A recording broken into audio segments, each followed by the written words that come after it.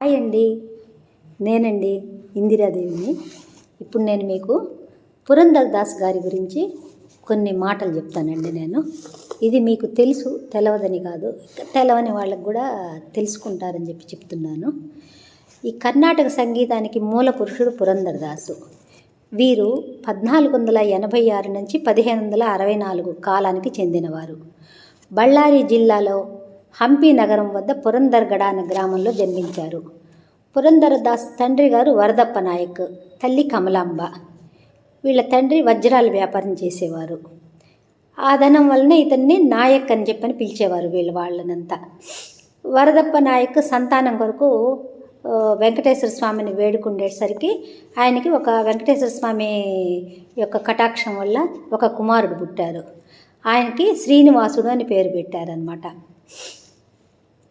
వరదప్ప నాయక్ గారికి కుమారుడు శ్రీనివాసుడు అని పెడితే ఇతనికి చిన్నతనం నుండి అనేక విద్యలను అభ్యసించి సంస్కృతము, కన్నడము, సంగీతము మొదలగు వాటిలో మేటి అనిపించుకున్నాడు. అట్లనే తండ్రి వ్యాపారంలో వజ్రాలను పరిరక్షించుటందు మంచి నైపుణ్యాన్ని సంపాదించాడు. శ్రీనివాసునకు 16 సంవత్సరాలు రాగానే సరస్వతీబాయి అనేటటువంటి ఆమెనిచ్చి వివాహం చేశారు. తర్వాత కొంతకాలానికి శ్రీనివాస తల్లిదండ్రులు గతించిన తర్వాత ఈ వ్యాపారం అంతా కూడా ఈయన శ్రీనివాస గారి మీద పడింది. అతని వ్యాపారంలో తండ్రిని మించిన వాడని చెప్పని అనిపించుకున్నాడు.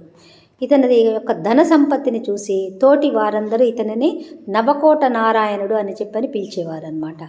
శ్రీనివాసుని యందు ధనం వృద్ధి పొందుతున్న కొద్దీ ధనాపేక్ష, లోభత్వం అదే రీతిగా వృద్ధి చెందుతూ ఉన్నాయి. అంత ఒక బ్రాహ్మణుడు తన కుమారుని ఉపనయన నిమిత్తం కొంత సహాయం చేయమని అర్థించడానికి ఇతని ఇంటికి వచ్చాడు, శ్రీనివాసుని ఇంటికి. కానీ శ్రీనివాసునకు అది ఇష్టం లేదు, ఎవరికి దానం చేయటం కానీ అది ఇష్టం లేదు. ఆ మరుసటి దినం రమ్మని చెప్పనే అతన్ని ఊరికి తిప్పుతూ ఉన్నాడు, రేపురా అని చెప్పనని.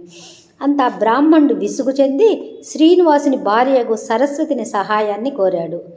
ఆమె చాలా దయార్థ హృదయం కలది. ఆమె జాలి చెంది వెంటనే తన ముక్కెరని తీసి ఆ బ్రాహ్మణుడికి ఇచ్చి, ఇది అమ్మగా వచ్చినటువంటి దానితో మీ అబ్బాయి ఉపనయనం చేసుకోండి అని చెప్పనని అతనికి తన యొక్క ముక్కెరని ఇచ్చింది.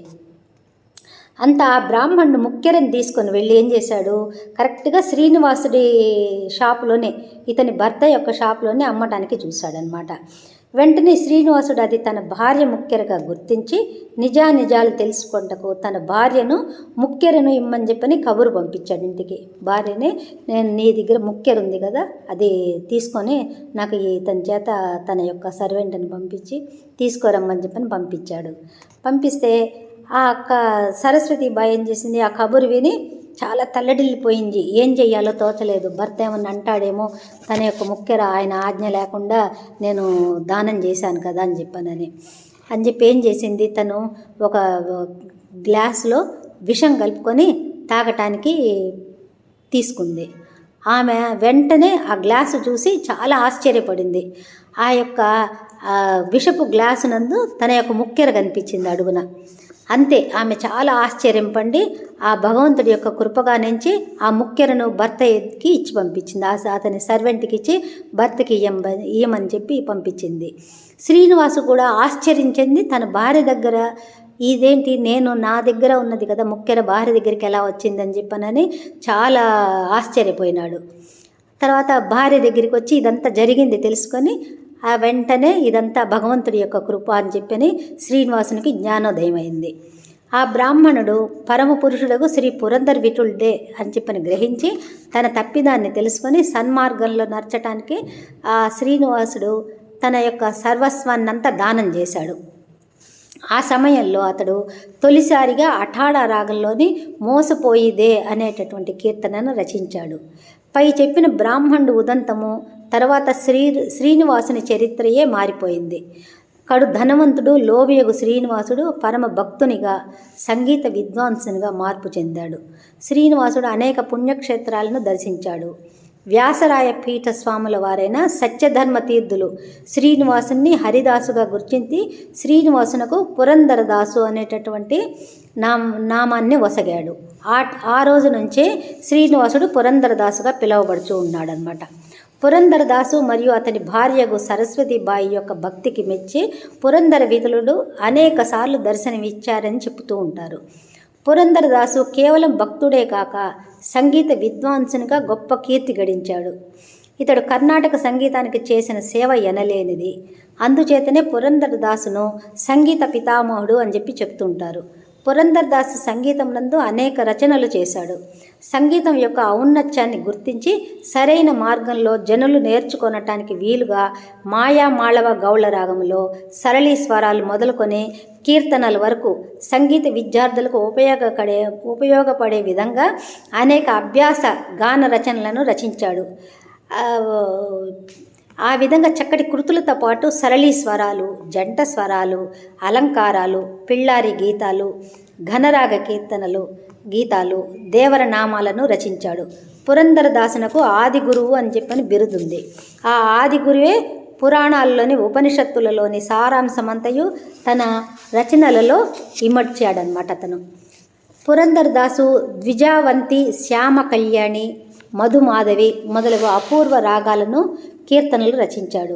వీరి రచనలు యందు పురంధర విఠల అనేటటువంటి స్వనామ ముద్ర కలిగి ఉంటాయి. పురంధరదాసుకు పూర్వము సంస్కృతమునందే రచనలను చేయుచుండిరి. కానీ ఇతడు కన్నడ భాషలో కూడా రచనలు చేసి స్వభాషలో రచనలు చేయటం యందు మార్గదర్శి అయ్యాడు.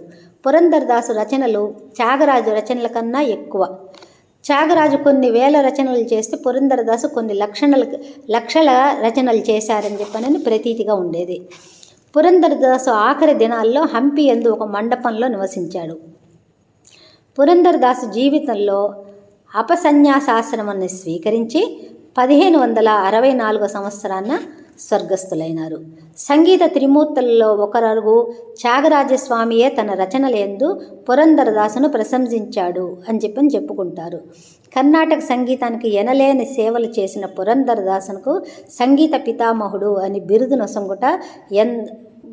నొసంగుటకు ఎంతో అర్హుడు పురంధరదాసు అని చెప్పని అందరూ కూడా చాలా మెచ్చుకున్నారు. ఇదే ఆయన యొక్క గురించి నేను చెప్పదలుచుకున్నది. ధన్యవాదాలండి. ఇప్పుడు నేను ఒక చిన్న కీర్తనని పాడతాను. ఆయన యొక్క ఇది సింధు భైరవి రాగంలో ఉందండి.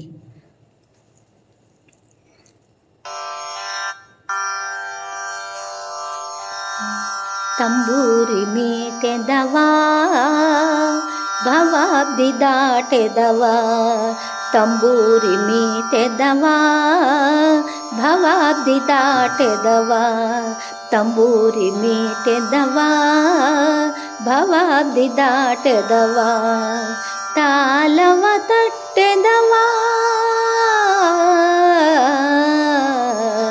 ತಾಲವ ತಟ್ಟೆದವಾ, ಸುರರೋಲು ಸೇರೆದವಾ ತಾಲವ ತಟ್ಟೆದವಾ, ಸುರರೋಲು ಸೇರೆದವಾ, ತಂಬೂರಿ ಮೀಟೆದವಾ ಭವಾಬ್ದಿ ದಾಟೆದವಾ, ತಂಬೂರಿ ಮೀಟಿದವಾ ಭವಾಬ್ದಿ ದಾಟೆದವಾ.